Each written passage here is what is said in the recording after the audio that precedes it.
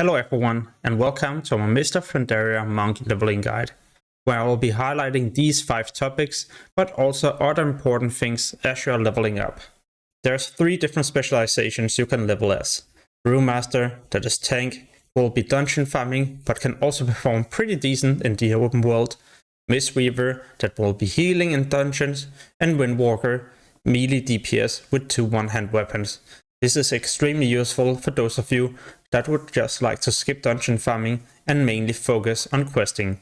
So Brewmaster if you would like to tank, but also do open world content, and Windwalker if you're mainly just solo leveling. By the time you reach level 15, 30 and so on, you will unlock different talents, and these are the different talents I usually pick when leveling up. There will be more information later in the video where I will also talk about each individual talent. Alright, so when you log in for the first time, you should definitely open up your Heirlooms tab and start looking for leather items and also different weapons you can use. This of course all depends if you have already unlocked heirloom items from some other characters. Else you would like to go for leather items and mainly try to prioritize going for the ones with agility and stamina instead of intellect and stamina, because leveling as a healer is definitely not going to be efficient. You can also create the heirloom items on another character and enchant these and then send them to your newly fresh monk. Why? Well, because enchants will improve your character's performance, and there is a big change now in Mists of Pandaria. There's no level restrictions to weapon enchants and others. So if you would like to, for example, get mongoose or something else on your weapon, well then this is going to be an opportunity. What I would also like to highlight is that it's going to be important to use a 2-hand weapon from level 1 to 10. This is because in the beginning you won't be able to equip 2 one-hand weapons at the same time, as this requires you to reach level 10 and spec into Windwalker. In the starting area I usually just farm creatures from level 1 to 5, as I feel like this is the most efficient way, especially because you're pretty much one-shotting everything, so there's no downtime going in between different questing areas. By the time I reach level 5, I'll leave the starting area and move on to the next questing hub. This is also the time when you unlock a new skill called Roll. You can combine this together with a swiftness potion that will increase your movement speed by 50% for 15 seconds. So at this level you will be able to travel around super quickly even without a mount. What you should also be aware of is the different rare creatures. These you can easily find in these zones. And there's going to be so many different spawn locations. The benefit of killing a rare is that you will be rewarded with an insane amount of experience at low level. We're talking about half to 1 level just from one creature. But what if you don't know about these rare creature spawn locations? Well, don't worry, I'm using an add-on called Rare Scanner. This will make a huge warning sound if there's a nearby rare. And on your map you can also see all the different spawn locations together with the different loot tables. So in my opinion, this is a must-have add-on, as you will not only benefit from this in the starting zones, no, throughout all of your leveling from 1 to 90, as this add-on is working in each individual zone. Now that I'm already talking about add-ons, then I would also like to highlight the leveling guide I'm using. It will work for monks, pandas, and of course every single class in the game from level 1 to 90. On your map there will be different numbers indicating where you will have to hit. There's going to be a tooltip explaining what you will need to do and also where you need to hit. On top of this there's going to be an arrow you can follow, an easy target that will also target and mark the enemies you will need to slay, and many other useful things. Like I mentioned, it works from 1 to 90, so you can choose each individual zone you would like to quest in. You just choose this and then it will tell you where you will need to hit next. To download and test out this add-on for free, make sure to use the redirect link below this video.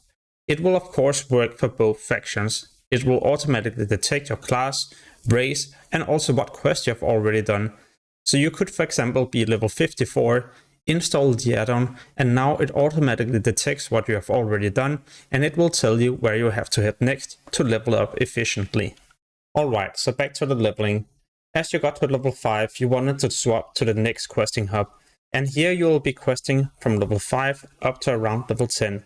Remember to also look out for the different rare creatures. As you reach level 10, you then have 3 different options to level as Mistweaver, Windwalker, and Brewmaster. I know I mentioned Brewmaster and Windwalker being the best, but it's not like you cannot level up as a Mistweaver. It's just not as efficient.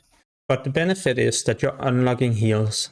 So the moment you reach level 15, you could start healing in dungeons and practice your different skills and rotations until you reach max level.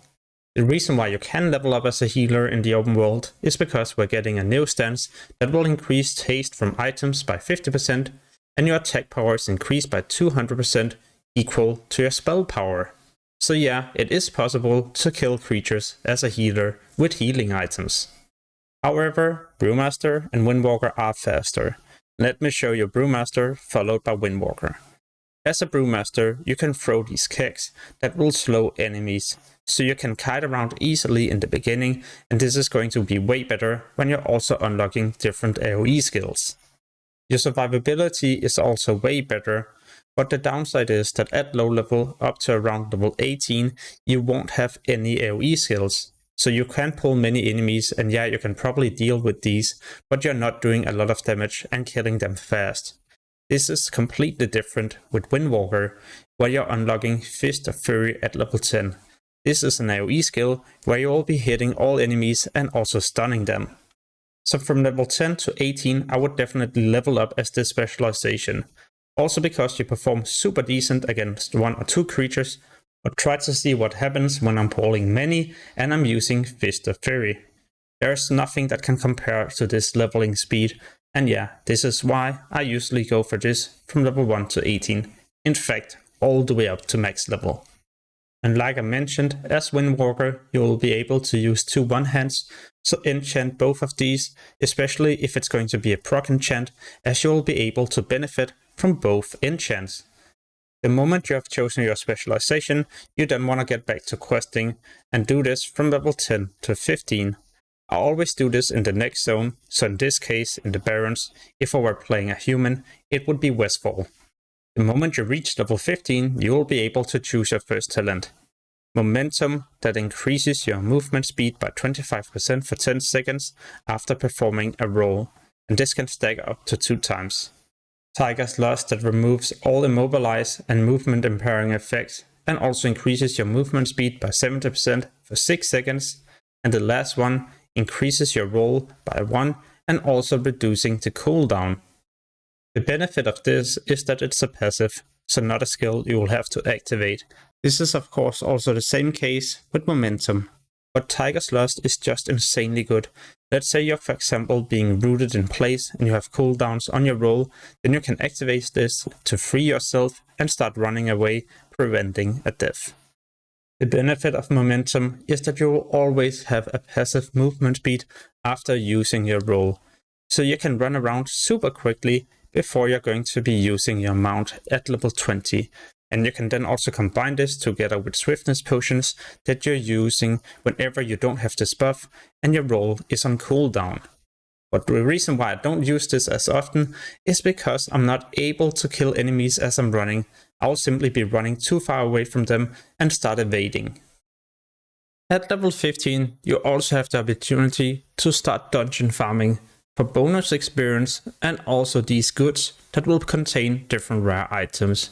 The benefit of doing dungeons is that there will also be many quests you can do, and you can simply just spam these over and over without having to spend a lot of time traveling in between different zones because you're out leveling them.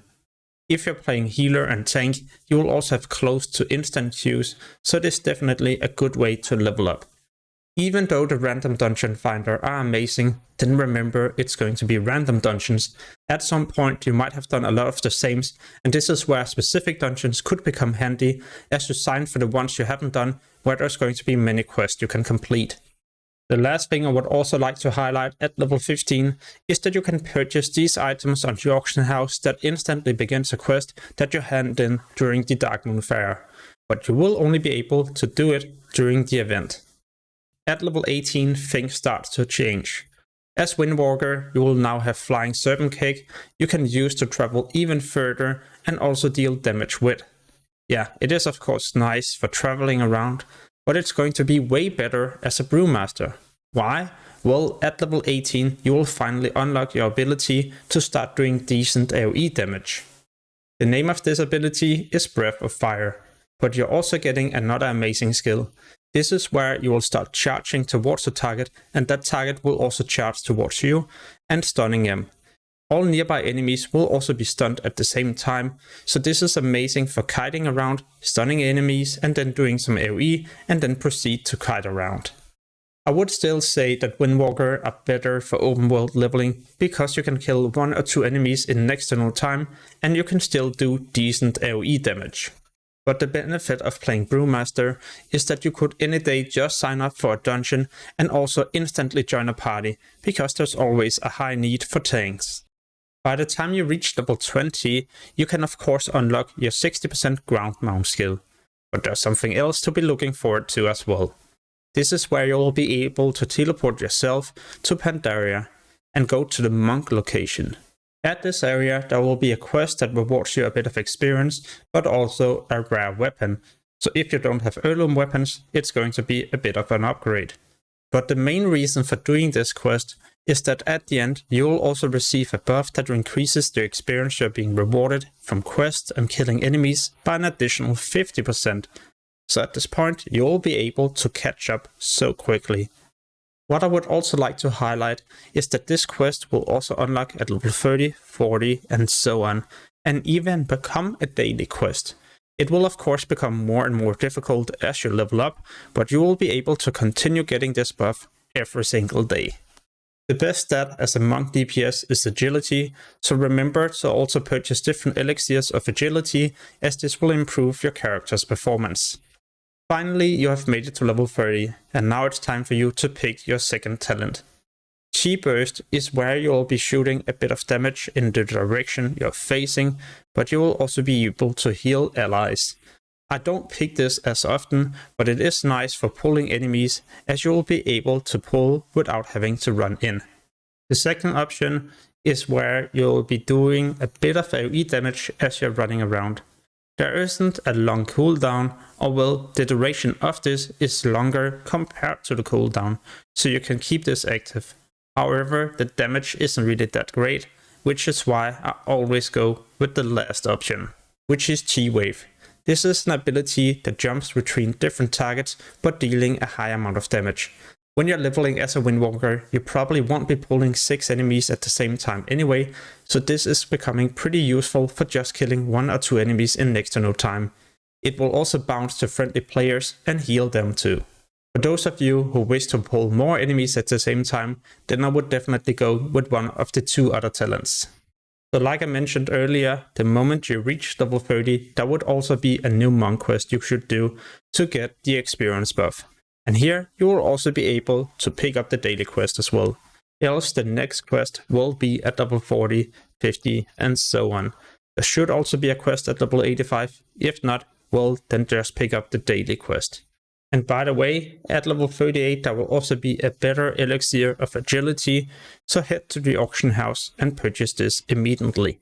What you should also be aware of is that at the Monk Pandaria area, you will be able to upgrade your weapons as you're leveling up. So for those of you without an heirloom weapon, well then you could come back here every 10 levels and purchase a new weapon. At this location, there will also be another NPC you can speak to, where you can purchase yourself different food buffs. Things that will also improve your character's performance to level up quicker. I guess it's also a good time to do a bit of a leveling comparison. At level 40 and above, Brewmaster are still insane, and in my opinion, way better as you're leveling up. You're unlocking new skills to increase your survivability, and as you can see right here, I'm taking next to no damage, and I can kill enemies super quickly. Here I level as Windwalker, and I gotta be honest, it seems like Brewmaster are starting to catch up, because I can't deal with many enemies at the same time. Or well, I can in a way, but I'm also losing a lot of health. So a couple of mistakes and you could potentially end up dying. I am however still killing 1 or 2 enemies way faster compared to Brewmaster. So if you prefer just to kill 1 or 2 enemies at the same time, then stick to Windwalker. But if you would like to do way bigger pulls, then I would honestly give Brewmaster a shot. At level 45 we can pick our next talent, and Chi Brew is always my go-to. as I can use this to instantly restore 2 chi, and I can use this 2 times in a row, so instantly have 4 chi and be ready to deal a lot of damage. The second option, Ascension, is not bad either, as it's a passive that will increase your energy regen, increase your chi by 1, and also mana if you're playing healer. And because this is a passive, then you can stick to your current rotation without having to include a new skill. Power strikes are not great at all, or well, it's not a skill I like. Even though it is a passive, then I would go for either Ascension or Chi Brew. At level 47, there's a quest chain you can do in Pandaria at Gadgetsan. Like I mentioned, it's a quest chain, so there's going to be quite a few enemies or quests to do in a row. It usually requires 3 people, but as a monk you can easily solo this on your own. And because there's so many quests, then you can easily get half a level in close to 5 minutes. The next thing you would also like to know is that at level 50 you can purchase cleft-hide leg armors and perform this enchant on your legs to increase your performance. If you have Heirloom legs, you might already have enchanted this and used it as you were leveling up. And at level 55 a new elixir also becomes available, and this you should start grabbing from the auction house or craft yourself if you're leveling up alchemy. The moment you reach level 58, you should leave classic content and move to Burning Crusade. Why? Well, because there's going to be a lot of quests you can pick up, but these quests also reward you a lot more experience compared to the traditional classic quest. So you will be leveling quicker by going here at 58 instead of level 60. Now is also the perfect time to do a new leveling comparison. And here's Windwalker, I'm still blasting through enemies. Yeah, I would however not pull 5 or 6 enemies at this point, because you'll probably end up dying. Yeah, you are doing amazing single target damage, but your AoEing is not really that great compared to when you were low level. This is definitely not the problem as a Brewmaster. You're still doing so great when you're pulling many enemies, and your survivability has got even better. But in Outland there's going to be many casters, and a lot of these enemies are not stacked together like they were in classic content, so you cannot just run around and pull many of these, as there will be casters shooting at you. But like you can see, I'm not taking any damage, or well, I'm unkillable at this point. So it all comes down to if you're going to quest and once again kill 1 or 2 enemies, or if you would like to do huge pulls but also have a lot of downtime because you have to go back and forward between the different enemies. Now you have also reached level 60, and the first thing you should do is to learn the next riding skill, allowing you to fly around in Outland so you can skip many enemies and go to areas much quicker.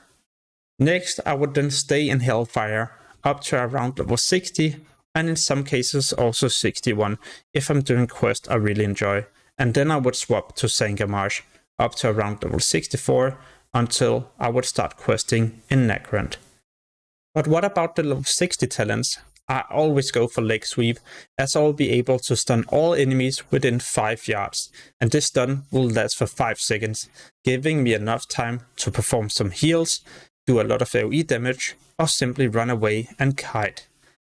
Even though charging Ox Wave has a lower cooldown, then the stun duration is only 3 seconds, and it's only stunning enemies in its path, so in the direction you're facing. This is not great if there's going to be enemies behind you. And the last thing, Ring of Peace, yeah, not really that great, as you won't be fighting casters all the time, and you don't really want to disarm the enemies. You would much rather like to stun the enemies, as during those 5 seconds you won't be taking any damage anyway. At level 64 you are probably already questing in Nagrand, and at level 65 you then want to head to this area where you can pick up a long quest chain. This quest chain will tell you to slay different elite enemies, and you probably won't be able to solo all of them on your own, so try to assemble a 2 or 3 man party. This quest chain will reward you an insane amount of experience, and at the end also a blue weapon, so an upgrade if you're not using an Heirloom. There's going to be a weapon for Windwalker, Mistweaver, and also Brewmaster. Next you want to stay in Nagrand up to around 66 or 67. At level 67 you would like to swap to Netherstorm and here stay for 1 level. At level 68 I would then like to swap to Northrend, as Northrend rewards you better loot and experience. At level 68, you can also learn cold weather flying, which allows you to fly around in Northrend. For those of you wondering, I stay in the first leveling zone up to 71, where I will then swap to the next possible zone, as I will be able to pick up mini quests at that level. I will then stay in that zone up to 74, where I will swap to Zuldrak. In Zuldrak there's going to be so many quests. Also at this camp there's going to be different elite quests, or well, quests that used to be elite, rewarding you an insane amount of experience. And most of these are also close to each other. At level 75 you want to go to the middle of Zuldrak and do the arena quest chain, just like the one you did in Nagrand in Burning Crusade content. This will definitely require you to assemble a party, but you're being rewarded with a lot of experience, and at the end, also a blue weapon. At level 75, you should also remember to pick your next talent. I always go for diffuse magic, because as a monk you don't have many ways to counter casters. You will of course have your interrupt and also your short CC, but this is just great for when you can't CC and you're doing AoE pulls. This is why I'm also not picking any of the two other talents, but you can play around with them and see what you prefer yourself. So how should we continue to level from here and up to 80 until we swap to Cataclysm content? I would definitely dungeon farm as tank and healer, as you'll probably have your instant Qs. But when you're leveling as Windwalker, it's going to be important to have epic flying skill if you wish to level up efficiently. And from 75 to 80, there's going to be quite a bit of flying around. So if you just have your normal flying skill, you're going to spend a lot of time. So as a Windwalker with normal flying skill only, I would try to combine my leveling with some dungeon farming. At level 75, you also gotta remember that you can purchase the Flask of Endless Rage, which increases your attack power by 180. Even though you're not level 77 yet, then you should also check for other items while you're here on the auction house. Mainly items from Cataclysm, which requires you to be level 77. The item level are so insanely high compared to traditional Wrath of the Lich King items at level 77. So purchase these to make your 77 to 78 leveling so much quicker. Also look for level 78 rare Cataclysm items. Why? Because the weapons will improve your character's performance, even if you have heirloom weapons. The damage you do with this is absolutely busted, and you will be able to solo dungeons on your own. I will be soloing Wrath of the Lich King dungeons up to around 81. We're not talking about heading into Cataclysm dungeons, those will be too difficult, but because you're soloing these dungeons, you're being rewarded with a high amount of experience, and you could in fact stay here all the way up to 82 if you wish to do so. Just be aware that the moment you reach level 80, you should go back to the auction house and purchase this Cataclysm Flask that increases your agility by 300. And also look out for this insane potion. It is a short duration, but it's increasing your agility by a high amount, so you can combine this together when you're using many different cooldowns. While you're in Stormwind City and Orgrimmar, it's also time for you to upgrade your heirloom items if you haven't already done this, else they won't be working from level 80 to 85 and in Cataclysm zones. If you haven't upgraded anything so far, then I would recommend you to upgrade items that increases your experience gained, followed by the weapons. When I'm going to level in Cataclysm zones, I always stick to Mount Hyjal from 80 to 82. I don't like to go to Vashj'ir because this is an underwater zone, so I won't be able to benefit from my epic flying skill. And Vashj'ir is also a slower zone to be leveling in compared to Mount Hyjal. At level 82, I'll then swap to Deepholm, and remember, on the auction house you can also purchase this potion that will teleport you directly to Deepholm. I would however also recommend you to combine this with questing. From 80 to 85 there's not going to be that many dungeons, but the leveling is also super quickly, so why not take advantage of doing one of each dungeon to get the quest rewards, the experience and a bit of gold. When you get to level 84, it's also going to be important that you quest in Twilight Highlands, as this will be the quickest zone to level up in. Also because there's going to be an arena quest chain here that rewards you around 4 bars worth of experience and a rare weapon at the end. When you reach level 85, it's time for you to move to Pandaria, and I do the Jade Forest up to 86.